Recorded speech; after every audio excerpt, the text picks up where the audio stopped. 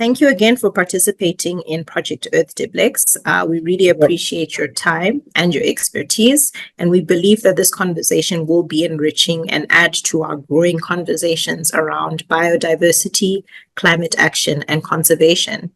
So I thought to get us started, I actually wanted to start off broadly and find out what are your views on conservation? What does conservation mean to you? Thank you for that question, Melissa. And thank you for this moment. That's a very good question. My view of conservation has changed over time. Before, I used to see conservation as foreign. I used to see conservation as something that is far off, that is not reachable to me. Actually, when I was pursuing my undergraduate degree, I've always I enjoyed courses to do with community uh, CBOs, community projects in the grassroots, wildlife Mm, tourism, sustainability. But there's something about conservation that intrigued me.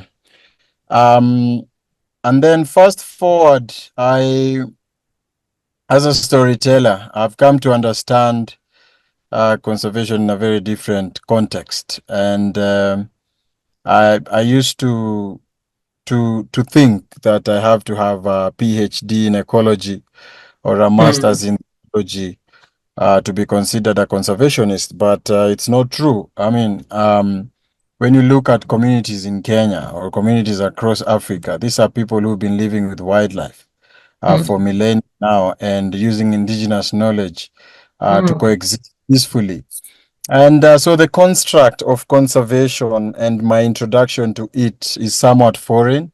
And actually, through my platform, I've been challenged to rethink my my stand, because when you think about the word conserve, it's about preservation. It's about putting something like the way you can put your ice cream in the fridge and just put it away for some time without mm, not letting anyone touch it or eat it or scoop it. mm, So I'm trying now to move away from that word conservation to guardianship. I mean, because it means using the resources sustainably and making them work for you, and at the same time not hurting the wildlife, the habitats, and ensuring just nature is taking its course and regeneration is happening.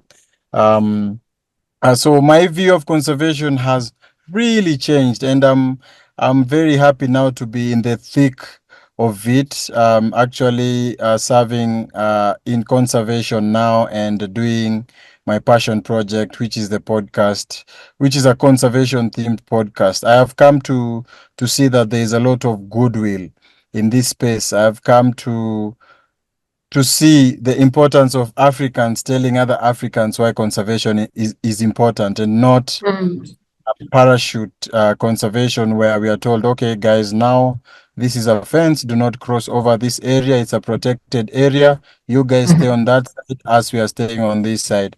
And I've come to appreciate the fact that coexistence is a huge word right now.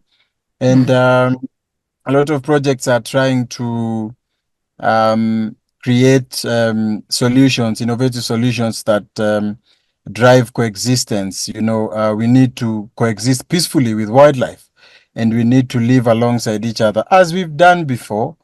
And mm, so conservation to me, it's a lifestyle, and it's doing it the best way we know how. You don't have to have studied it. You don't have to be the most smart person. It's a lifestyle. It's the way you wake up in the morning and what you do and before you go to sleep. So for me, it has really changed, and I've come to appreciate the goodwill, the indigenous knowledge, mm. the passion that people carry around in this space across Kenya, and it's the little interactions that I have through my platform that really gives me a positive outlook about it, as opposed to saying, okay, now neocolonialism, we were pushed out of our areas, we were done Mm, this, there was this, we were pushed away forcefully. I mean, yes, that happened, but how can we move forward from that and mm, ensure that there is community buy-in and that ensure that there is enough incentives for communities on the grassroots level, and ensure that the young people as well are conversant with the threats to biodiversity. They know the species well. They can go for game drives whenever they want. So these are some of the ways that I've come to appreciate this space. Thank you. Thank you, Dibblex, for such a well-rounded and unique perspective on conservation. I really liked when you talked about it being a lifestyle and how your idea of conservation has changed over time. The fact that it was so foreign and far away, but now you've taken full ownership of it.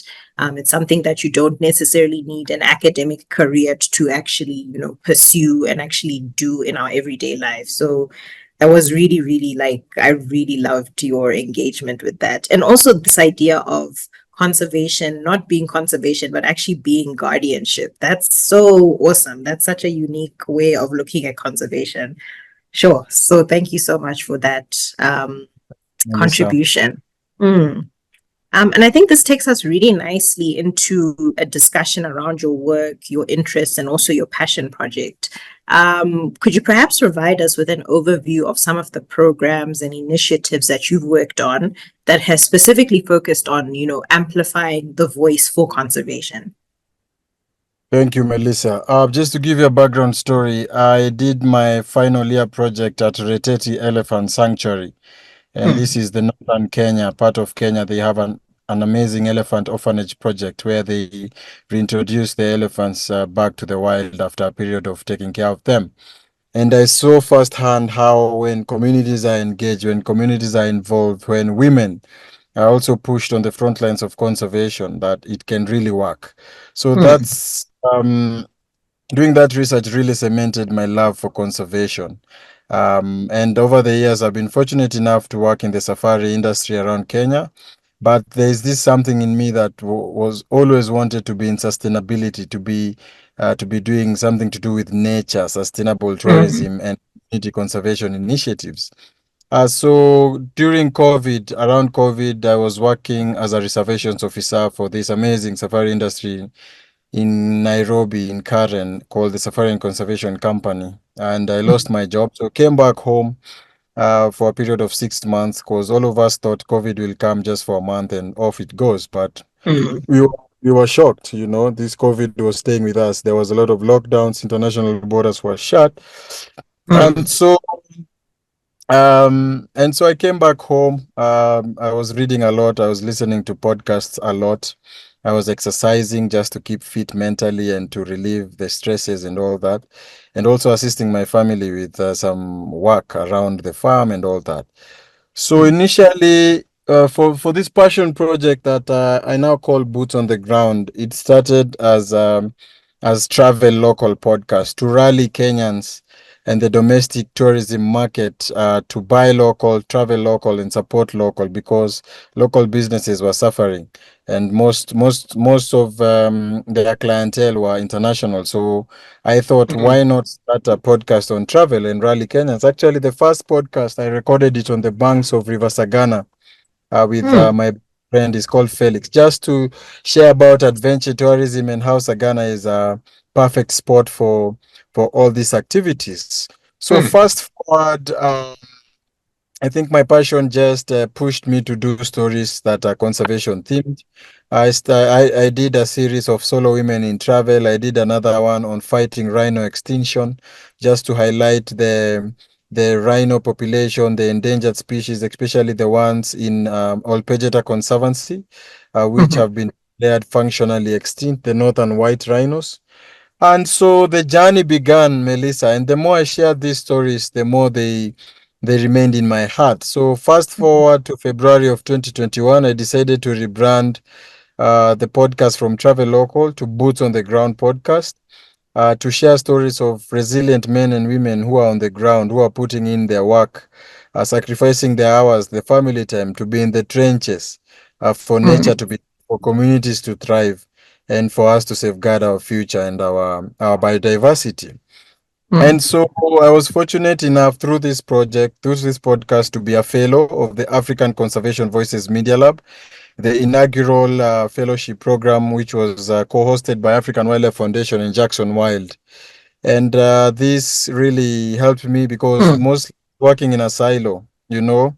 And now we were a group of storytellers who've been brought together to share our stories and to tell other Africans why conservation is important. So my mind mm, started shifting around that, and the collaborations and the sponsorships I have enjoyed so far have been amazing, and the connections I've built have also been amazing. Actually, it's the podcast that led me now to the full-time work that I'm doing now, which is mm, working as the communications officer for the Mara Elephant Project, where mm, I'm advancing the mission to protect elephants and their habitats across the greater Mara ecosystem. And mm, this is a work that is very close to my heart because we are providing solutions. We are using technology, cutting edge technology to reduce human elephant conflict. mm, Most of our employees are 100% from the community. Most of the stories that I share through our social media are donor communications, which, just showing where the donations are going and to show mm, that yes, women can do it, to celebrate women on World Female Ranger Week, which is amazing, mm, mm, to do World Ranger Day, to even host recently the founder of World Elephant Day. She's called Patricia Sims, treating elephants, working with partners both in government and in the private sector. I mean, it's work that I call it God's work, and mm, it's something that I don't do it for the money, and it's something that I can do and do and do. And I remember actually we did a training of trainers, first cohort around June there. And I have a friend of mine called John Jurko. They made an incredible film, I'm sure which you may have heard of. It's called Rhino Man the movie. It was shot in South Africa. mm, Um, so when I was showing this film to the group of rangers and seeing their faces beam with excitement and hope, and those are some of the things that rub off me, and they assure me that wow, this can be done. We've managed to bring down the poaching. Now we are fighting the war of space, where you're seeing a lot of the expansion of the human footprint. We are seeing a lot of mm, fences. We are seeing a lot of habitat destruction, illegal logging, illegal charcoal, bushmeat poaching. And these are some of the threats that we are facing now in the Mara, and it's all hands on deck, Melissa, mm, to combat some of these threats. So I mean, my journey has been, I can say God has been very faithful, because this mm, is where I've always wanted to be. And actually doing my podcast and doing what I do currently is the dream for me. As much as I still haven't, cracked the ceiling, mm, um, I feel like I'm making progress, and I feel like I'm having an impact, and I'm contributing to something larger than me. mm. Thank you. Thank you so much for that, Dibblex. I definitely think you've cracked many ceilings in your response to this. It's so amazing to see the work that you do and sort of the transformation and the evolution of what was your passion, which has now evolved to something that employs you, that employs so many people, that has touched so many lives. I mean, you are engaging with the communities, you are engaging with women, and, doing so much work, and the opportunities that have just come up. It's really amazing. And that just came through with your story. So I really think that, God has done so much for you, and it's so amazing to see. And I think for our Thank target audience, which are younger people, I think they would Yeah, be so excited to hear your story, to yeah, see that your passions can lead to so many bigger things. I mean, you talked about yeah, fellowships and opportunities. You're working with donor organizations just from things that interested you, your hobbies. That's really yeah. amazing. Thank you, Melissa. I appreciate it. Awesome.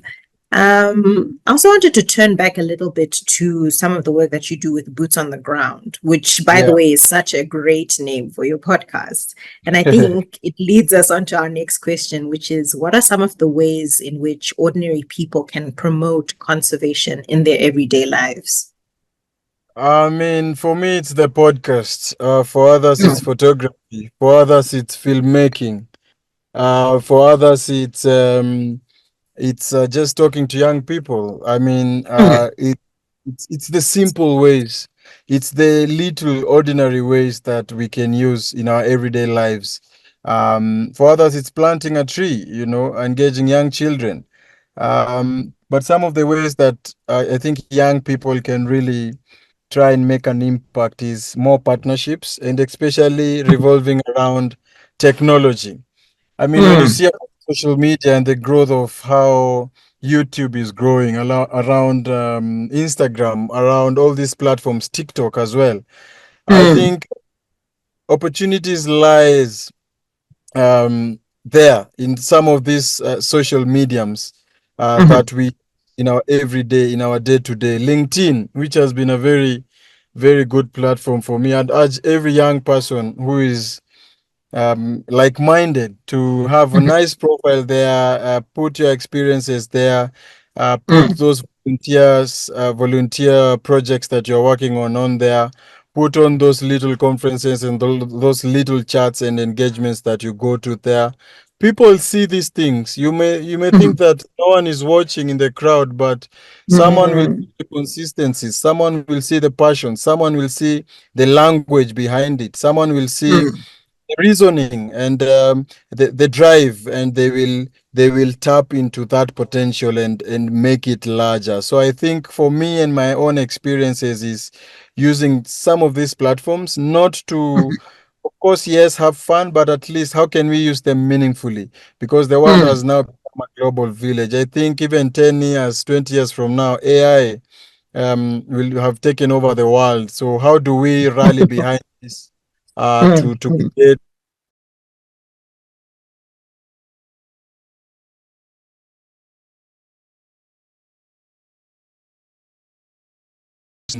for humans from the community, mm, rangers who don't have a degree, who don't have mhm, a master's, who don't have a PhD, but they can fly a drone and save the lives of the livelihoods of the local community, and also mhm, save the elephants. So, I mean, you don't have to have it all together. I mhm, started only with a phone. I started with a piece of earphones, and I was like, okay, now what do I need to do? It's just to share the story. I had a lot of imposter syndrome when I was starting. How will mhm, I sound on the podcast? How will people think? What will they say? Okay, Dibblex is now mhm, nuts on this one. Um, uh, who does he think he is?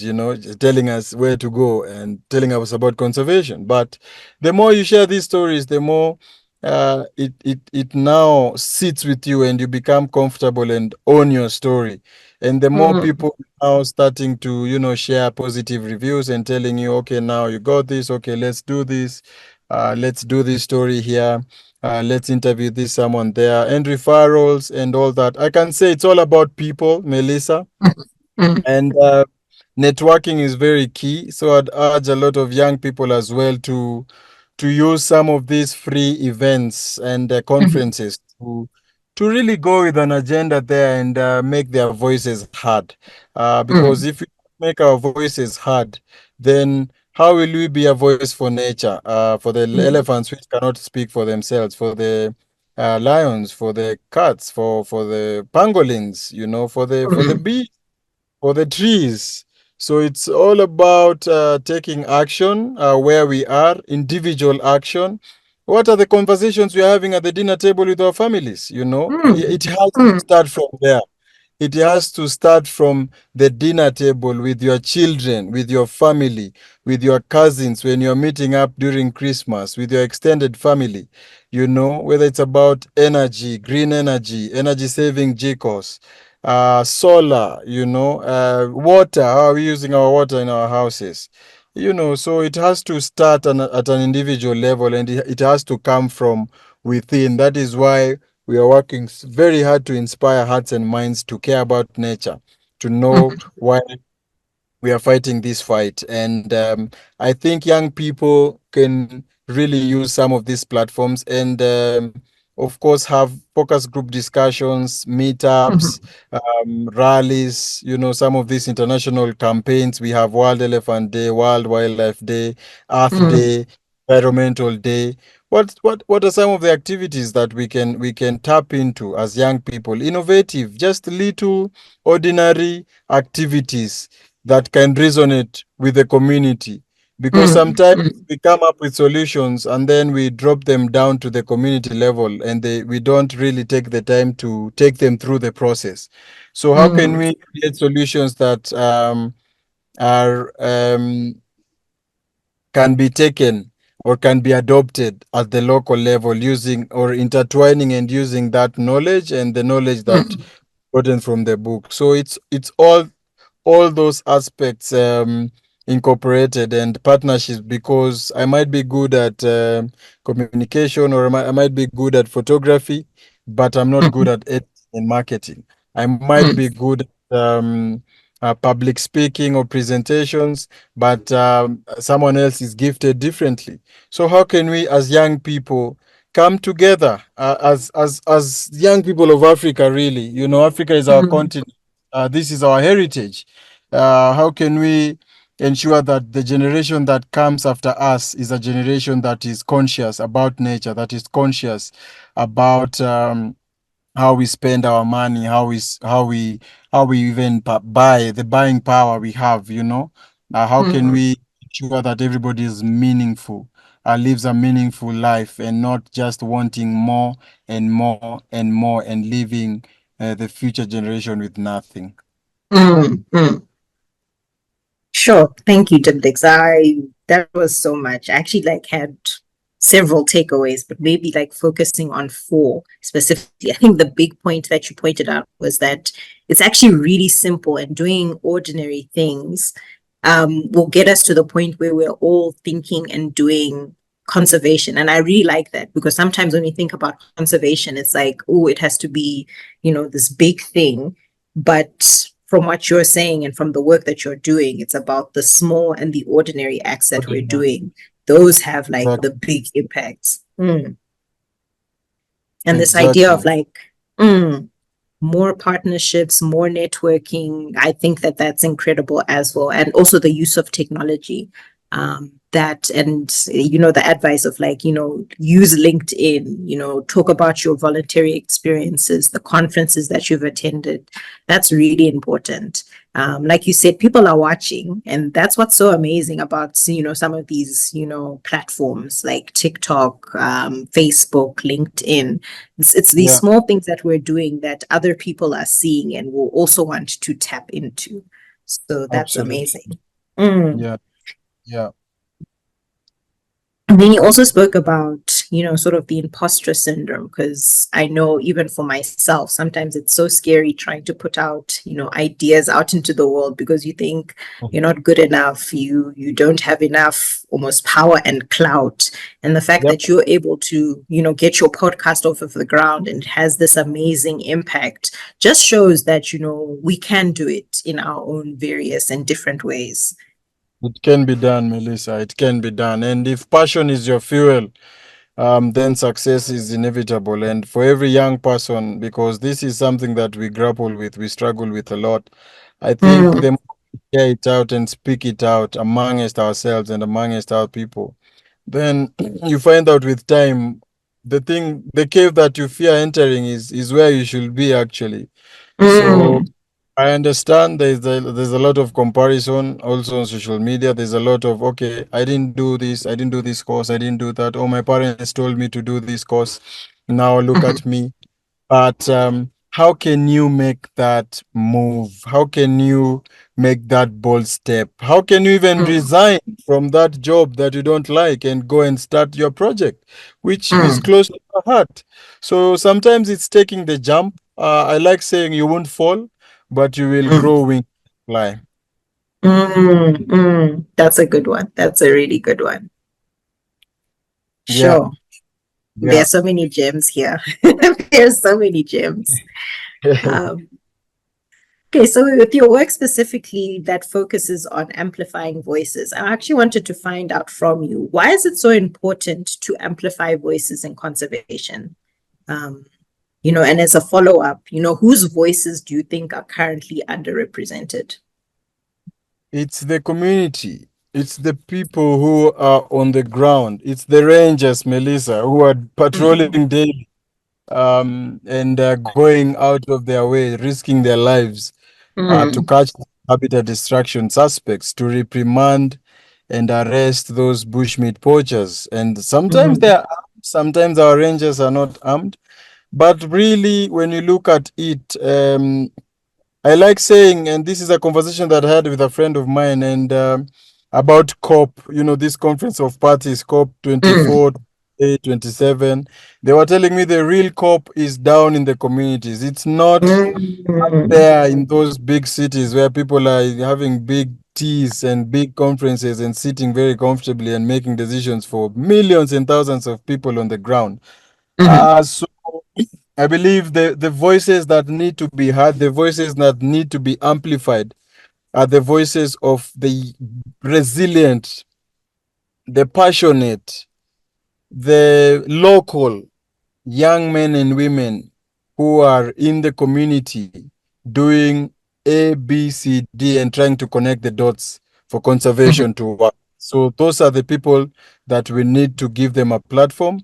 Women, be it young men, be it school going children.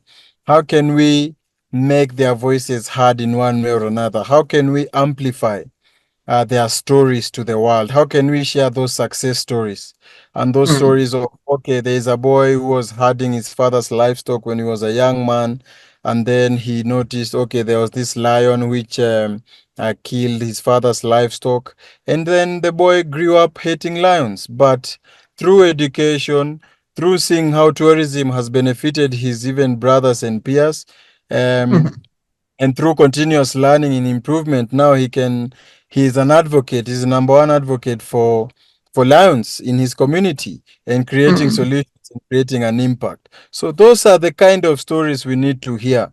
We don't want to hear stories of politics. We want to hear stories that resonate with the local community, that resonate with our way of being, that resonate with us as Africans. I think it's the African voice, Africans telling other Africans why conservation is important, not saying that our brothers and sisters from other races are not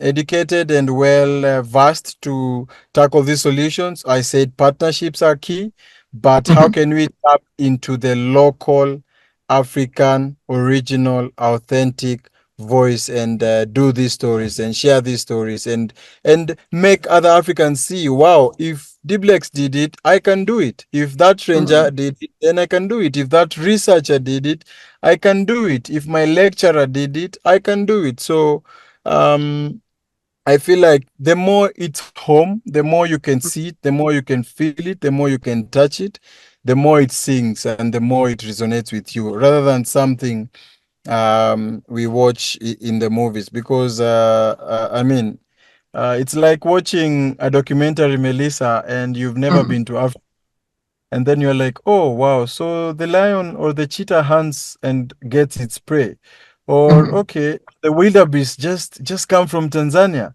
and cross over to Kenya. But when you are on the ground, the situation is different. You can go even 1 week without seeing a cheetah kill. You can go even a few days during this migration of wildebeest without even seeing a single crossing. So that is why we need more people to come on the ground to understand the community, to talk with the community, to provide community-based solutions, um, and to share their voices and to share the stories from the community, from the local. I like using that word local. It has to come from that local, the local voices in conservation. Yo, thank you for that. I really liked your sort of analogy on COPE, saying that the real COPE is actually taking place in the communities and not at, these fancy events that happen on a yearly basis. So I think that actually captures a lot of what you actually spoke about, the fact that we need the real stories to come from the ground. What are the communities doing? What are the rangers doing? How are they influencing conservation? What are they doing for conservation? What does conservation mean from their perspective? And that came out so well in this conversation and this question. So thank you for that. Thank you too, Melissa. Okay, and then I think finally, I wanted to find out what do you think are some of the most effective ways to communicate this urgency for conservation to a much broader audience? More African audiences to take, conservation into light, to take it more seriously. What do you think? How can we do that better? By starting the conversations, as I said, at the dinner table with our children. That's one. Number two, taking it to schools. Conservation education is really wanting.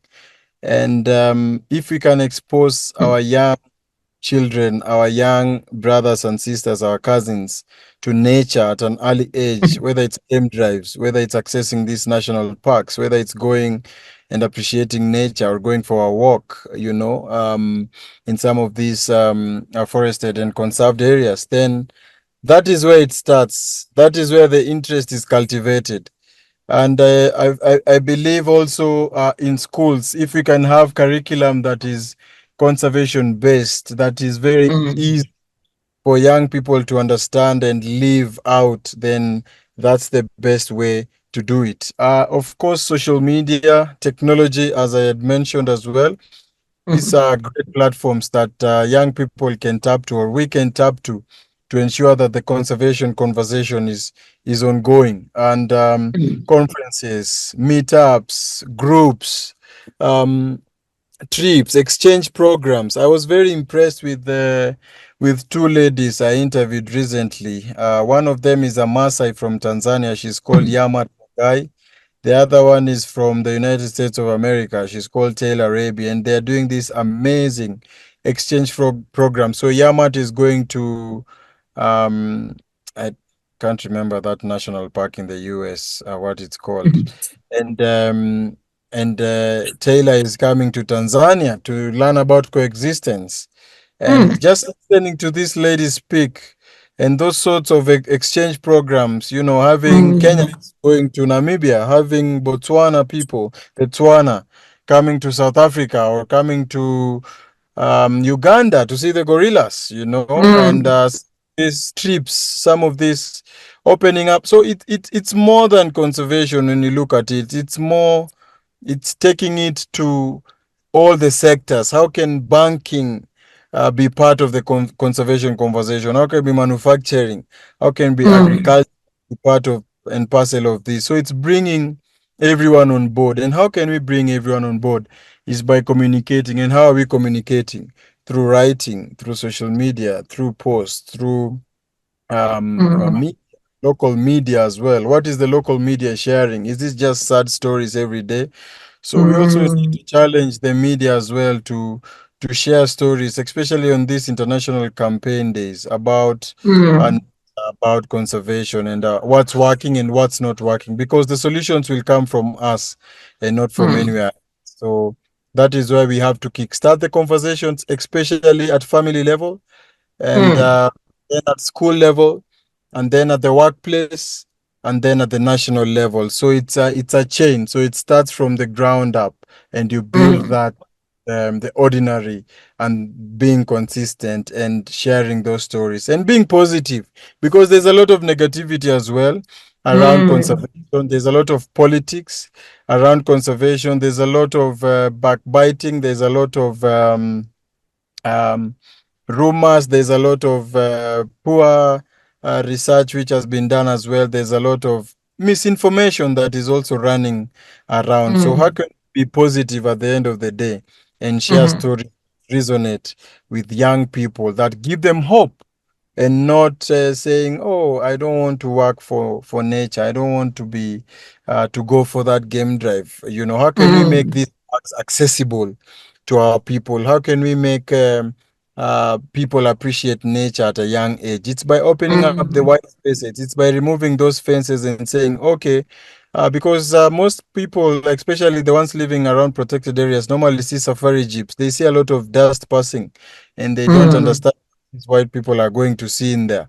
But how can we even just buy a bus and start taking the old people, the young people, mm, aunties, our uncles, to some of these spaces for them to appreciate and see the beauty that Africa has. And of course, partnerships. I can say partnerships for sure, because most of the tools that we use, Zoom, whatever we are using currently, all these Mm-hmm. things have.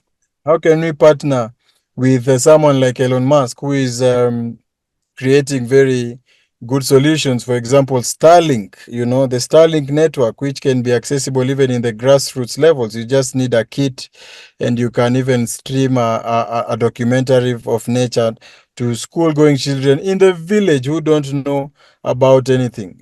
So it's partnership with global and bringing other players in the global sector and working Mm-hmm. together. So I feel like working together is huge, and we cannot work in silos, and we cannot say, we are okay as Africans that we can do it alone. No, we need each other. We need all hands on deck, and we need to share more of our stories. What's working, what's not working, and where are the gaps, and how can we fill those gaps?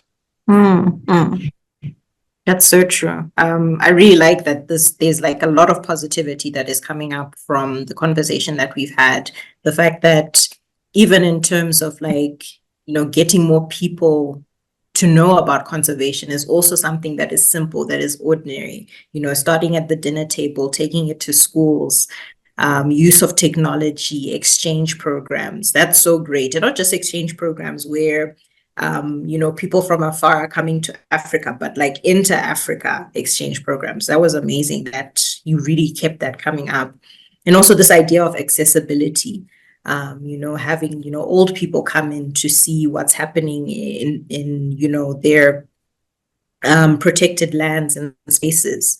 Making sure that you have like a bus that will take the children there, just so that people are able to engage with it on a more frequent and regular and consistent basis. So that was really, really, that was amazing, Dibblex. Thank you so, so much. This conversation was really good, very Yeah, enriching.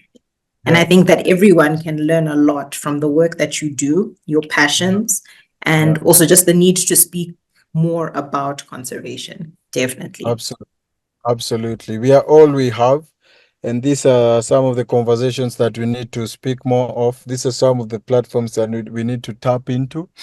And Mm, doing live shows, inviting young people, making it accessible, and just having these conversations. I think it starts from here. And I feel like mm. you're on the right path with Project Earth, and I hope it grows and inspires other Africans to dream big and carry on from where others who came before us left off, and leaving it off for others who will come after us at a better place.